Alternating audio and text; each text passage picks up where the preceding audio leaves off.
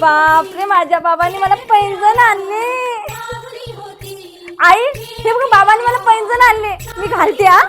ए बाई, ते घालायचे नाही, मोठे झाल्यावर घालायचे. हा, चल दे लवकर. आई नको ना, त्या माझे पैंजण बाबांनी दिले होते. आई बोलली होती मोठी झाल्यावर घाल, तर मी मोठी झाली, आता मी घालू शकते पैंजण. ए बाई, काय करतेस? नको घालू ते. पण आई तूच बोलली होती ना मोठी झाल्यावर घाल म्हणून. लग्नानंतर नवऱ्याच्या घरी घाल. हा सासूबाई, काही नाही हो, पैंजण घालत आहे. आई बोलली होती लग्नानंतर घालशील, नवऱ्याच्या घरी गेल्यावर. आता घालू शकते. ए बाई, तो घुंगरांचा आवाज दिवसभर आम्हाला नको, शोभत नाही बाईच्या जातीला. जर ठेवून दे गप्ते. आता सुनबाई आल्या, आता मी माझी हौस पूर्ण करणार आणि पैंजण पायात टाकणार.